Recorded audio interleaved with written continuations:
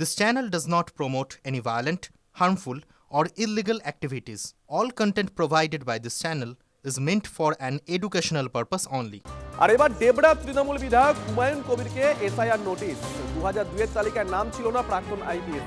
সেই সময় পূর্ব ইউরোপে রাষ্ট্রপুঞ্জের কাজে ডেপুটেশনে ছিলেন হুমায়ুন। কিছুই বলার নেই, ইসিআই নোটিশ পাঠিয়েছে। আমার তো আমি 2002 সালে অ্যাকচুয়ালি আমার নাম এসআইআর ছিল না, তার কারণ ওই সময় আমি মিনিস্ট্রি অফ এক্সটার্নাল অ্যাফেয়ার্সের নির্দেশ অনুসারে ইউনাইটেড নেশনসে ইস্ট ইউরোপে চাকরি করছিলাম, মানে ডেপুটেশনে কাজ করছিলাম। তো ওই সময় আমি অ্যাটেন্ড করতে পারিনি, যেহেতু আমি বিদেশে ছিলাম। কিন্তু আনফর্চুনেটলি আমার জানা সত্ত্বেও যে আমি এমএলএ, আগে আমি আইপিএস চাকরি করেছি, পাসপোর্ট আছে, সবই আছে, কিন্তু আমার নামটা নোটিশে আমাকে নোটিশ দিয়েছে। আমাদের যে নেতা অভিষেক বন্দ্যোপাধ্যায় এবং নেত্রী মমতা বন্দ্যোপাধ্যায়, তারা যে আন্দোলনটা করছেন তার যথার্থতা আছে, এটাই সেই প্রমাণ করে ছাড়ছে যে আমি 31 বছর আইপিএস চাকরি করেছি, করার পরও আমাকে নোটিশ পাঠাচ্ছে যে আমার লজিক্যাল ডিসক্রিপেন্সি আছে। খুবই আনফর্চুনেট। আর এবার আপনাদেরকে একটা ছবি দেখাবো, কোচবিহারের ছবি। ছবিটা দেখুন, কোচবিহারের শীতলকুচিতে ভেঙে পড়লো ব্রিজ, মাল ভর্তি ডাম্পার সহ ভেঙে পড়লো গিরিধারী সেতু। ভয়ঙ্কর ছবি। দীর্ঘদিন ধরে ঝুঁকিপূর্ণ অবস্থায় ছিল সেতুটি, আজ সকালে হুড়মুড়ে সেটা ভেঙে পড়ে। সেতু ভেঙে গ্রামের যোগাযোগ এই মুহূর্তে সম্পূর্ণ বিচ্ছিন্ন। ঘটনাস্থল পরিদর্শনে আসেন বিডিও। আপাতত বাঁশের সেতু তৈরির সিদ্ধান্ত নেওয়া হয়েছে।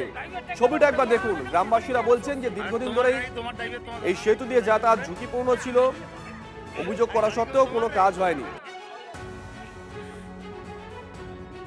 কি করে ব্রিজটা ভাঙলো, কি মনে করছেন? ব্রিজটা তো একটু আগের থেকে নরমাল বামফ্রন্ট পিরিয়ডে কাজ হয়ে গেছে, কাজটা সত্যসময়ভাবে হয় নাই। এটা তো দুর্বল কাজ হচ্ছে, আটার সারিয়ে রড দিয়ে ঢালাই করছে।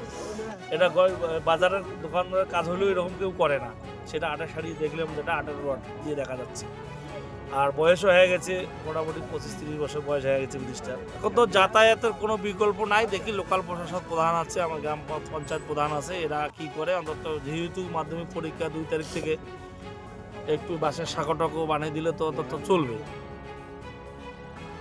ব্রিজ যেটা ভেঙেছে দেখলাম, ডাম্পার উঠেছিল বলে তো ব্রিজের একটা প্রপোজাল পাঠাবো, কিন্তু যাতে 2 তারিখে যাতে বাচ্চাগুলো পরীক্ষা দিতে যেতে পারে। 2 তারিখ থেকে যেহেতু পরীক্ষা আছে, তো এখানে একটা বাঁশের সাঁকো করে দেওয়া হবে, একদিনের মধ্যে সেই সিদ্ধান্ত নেওয়া হবে, এটা করে দেওয়া হবে।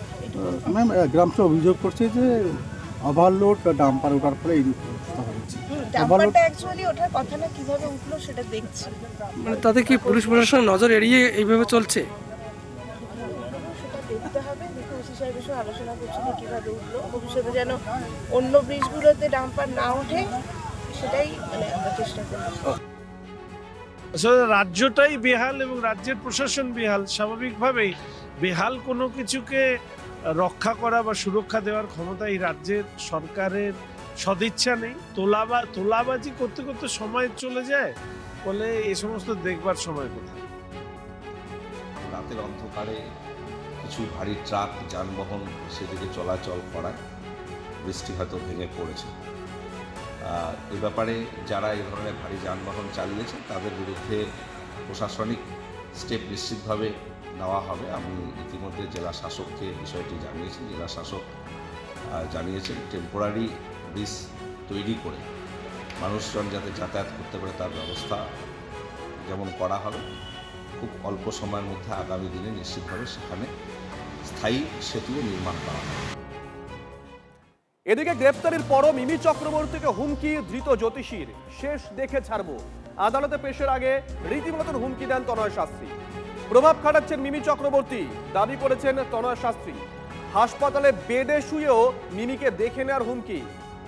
এটাই শেষের শুরু। গতকালই তনয় শাস্ত্রীকে পাল্টা আক্রমণ করেছিলেন মিমি। নিশ্চয় মনে আছে আপনাদের, গত 25শে জানুয়ারি বনগাঁয় মিমি চক্রবর্তীকে হেনস্থার অভিযোগ উঠেছিল। তারপর থেকেই এই ঘটনার সূত্রপাত।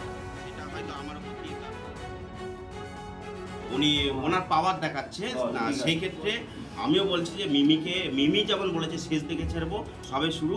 মিমিকেও আমি বলছি আমিও এর শেষ দিকে ছাড়বো। ঠিক আছে, বলছেন যে উনি কোনোদিন জীবনে লেট করে যায়নি, আপনি সেটা আমি প্রমাণ দেখাতে পারবো। প্রচুর রকমের প্রমাণ আছে, ভিডিও ফুটেজ আছে, অনেক কিছু আছে, আমি সেটা দেখিয়ে দিতে পারবো।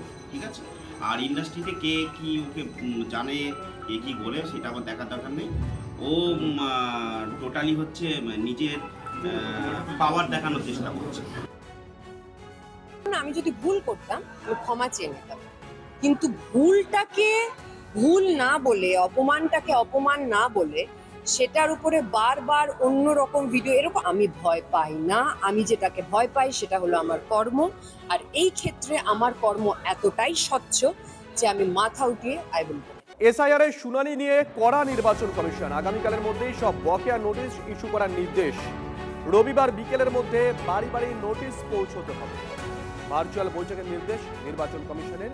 যাবতীয় শুনানি ও তথ্য আপলোডের কাজ শেষ করতে হবে আগামী 7 দিনের মধ্যে, নির্দেশ নির্বাচন কমিশনের। এসআইআর এর শুনানি নিয়ে করা নির্বাচন কমিশন, আগামীকালের মধ্যেই সব বকেয়া নোটিশ ইস্যু করার নির্দেশ। রবিবার বিকেলের মধ্যে বাড়ি বাড়ি নোটিশ পৌঁছতে হবে। ভার্চুয়াল বৈঠকের নির্দেশ নির্বাচন কমিশনের। যাবতীয় শুনানি ও তথ্য আপলোডের কাজ শেষ করতে হবে আগামী 7 দিনের মধ্যে, নির্দেশ নির্বাচন কমিশন।